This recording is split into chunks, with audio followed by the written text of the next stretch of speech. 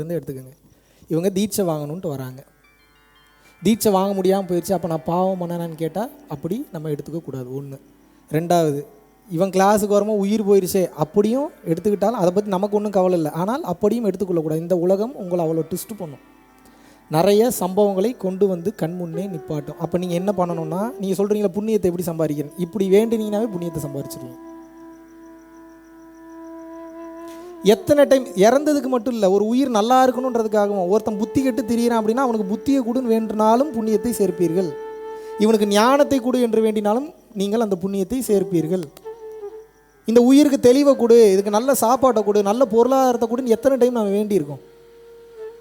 ஒரு டைம் கூட வேண்டியிருப்போமா? நம்ம யூனிஃபார்ம் மாதிரி அவனா செத்தா நம்ம வந்து ஸ்கூலில் நின்று அமைதியாக மௌன அஞ்சலி செலுத்துறதோட முடிஞ்சு போச்சு. மௌன அஞ்சலி எதற்காக? மௌன அஞ்சலி எதுக்கு நம்ம பண்ணுறோம்? அந்த மௌனத்திலேயாவது போய் அந்த உயிர் போட்ட கதறலை உணர்ந்து அடுத்த டைம் நம்ம நல்ல வாழ்க்கை, அந்த உயிருக்கு நடந்த மாதிரி நமக்கு நடக்கிறதுக்கு ரொம்ப நேரம் ஆகாதுன்னு உணர்ந்து நம்ம வாழ்க்கையை வாழ ஆரம்பிக்கணும். எத்தனை டைம் வேண்டணும் அப்படி? நீங்கள் இந்த பயிற்சி பண்ண வேண்டிங்கன்னா அப்படியே நடக்கும். யாருக்கு வேண்டிங்கனாலும் நடக்கும். தான் பெரிய ரகசியம். மைண்டில் வச்சுக்கோங்க. புரியுதா நான் சொல்கிறது? எப்பயுமே கொஞ்சம் அடுத்தவங்களுக்காக வேண்டி பழகுங்க. வேண்டுனா ப்ரேயர் வில் மேக் மிராக்கிள்ஸ்.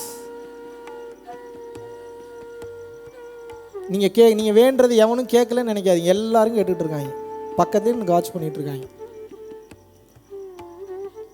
இந்த சூழ்நிலை, இந்த கேமில் உங்களுக்கு டிஃபிகல்ட்டிஸ் வரும்போது, பிரச்சனைகள் வரும்போது, இந்த டிஃபிகல்ட்டியும் இந்த பிரச்சனையும் ஒருத்தன் எவ்வளோ நிதர்சனத்தோட, எவ்வளோ விவேகத்தோட அந்த உயிர் நல்லா இருக்குன்னு இவன் என்ன பண்ணான்னா ஒவ்வொரு சுச்சுவேஷன்லையும் பார்க்குறாங்க. நம்ம என்ன பண்ணுறோம்? நம்மளே சோத்துக்கு பிச்சை எடுத்துகிட்டு இருக்கும்போது இன்னொருத்தன் காசு 10 லட்ச ரூபா நம்ம அக்கௌண்ட்டில் கிரெடிட் ஆகும்போது 10 லட்சம் எடுத்துகிட்டு அவன் நம்பரையும் பிளாக் பண்ணிடுறோம். உங்களை சொல்லலை, இப்படி ஒருத்தர் இருக்கான், எனக்கு தெரிஞ்ச ஒருத்தர் இருந்தால் இப்படிலாம் நடக்குது நிறைய இடத்துல. ஏன்? இறைவன் நான் அனுபவிக்கிறதுக்கு தான் அந்த பணத்தை கொடுத்துருக்கிறாரு அப்படியா நினைக்கிறது? அவனே கஷ்டப்பட்டு சம்பாரித்து அந்த அமௌண்ட்டை உன் அக்கௌண்ட்டில் போட்டு விட்ருக்கான். அந்த அமௌண்ட்டை எடுத்து நீ கொடுக்குறதான நியாயம், அதான தர்மம். இல்லை நான் எதுவும் தப்பாக சொல்கிறேன்னா? அதான் நியாயம். எனக்கு பணம் இப்படி தான். பல பேர் வந்து இறைவனை தப்பாக புரிஞ்சு மாட்டிக்கிறது இதுதான். ஈஸியாக இருக்குன்றக்கா உடனே எடுத்து அனுபவிச்சிடுறது. அப்போ என்ன ஆகும்?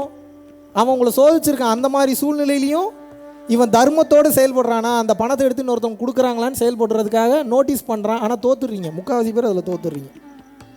இதனால தான் இந்த வாழ்க்கை கஷ்டமானது. எந்த வாழ்க்கை கஷ்டமானது? தர்மத்தின் வாழ்வு மிகவும் கடினமானது. ஏன்? இருந்தாலும் நீங்கள் இந்த பாதையில் தான் வாழணும். ஏன் வாழணும்? இறைவனை அடைய வேண்டும் என்றால் இறைவன் எந்த பாதையில் இருக்கிறாரோ அந்த பாதையில் தான் நீங்கள் நடக்கணும். Yes or no?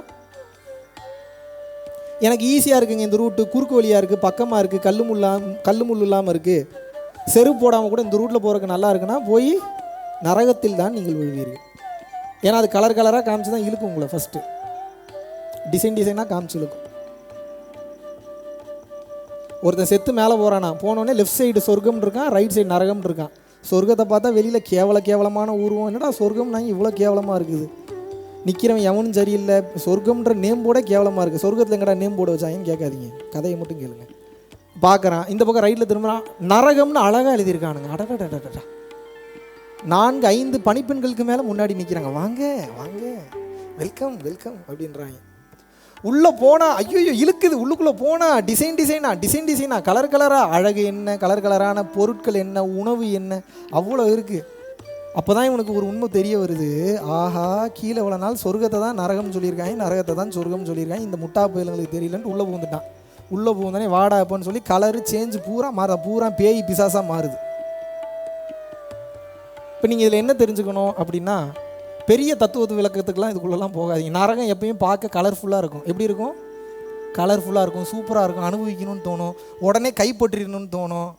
எப்போ தெரியும்? உள்ளே போனதுக்கப்புறம் தான் தெரியும், ஐயையோ எவனுமே நீ தூக்குற கால் இல்லையே, ஹெல்ப் பண்ணுற கால் இல்லையே. எப்போ எவன் வந்து தூக்குவான்? நீங்கள் நரகத்தில் மாட்டிக்கிட்டாலும் புண்ணிய செயல்கள் அதிகமாக செய்யும்போது ரோட்டில் போகிற ஏதோ ஒரு நல்ல ஆன்மாவே உங்களுக்கு ஏதோ ஒரு ஹெல்ப்பை பண்ணிட்டு போயிடும். உங்களுக்கு வேணுங்கிற ஹெல்ப்பெல்லாம் என்ன? பணம், காசு, பேரு, புகழ், வசதி, அப்புறம் வேறு பணம், காசு, பேரு, புகழ், வசதி, வேறு பிறவில்லா பெருவாழ்வு, வேறு மோட்ச, முக்தி, அட்டமா சித்தி, வேறு சரி நிம்மதி. பிறவில்லா பெருவாழ்வுனாலும் நிம்மதினாலும் ஒன்று தான். சரி அப்படி கூட வச்சுப்போம், நிம்மதி. வேறு நம்ம கேட்குறதெல்லாம் பார்த்தா இஷ்டத்துக்கு என்னெல்லாமோ கேட்குறோம்.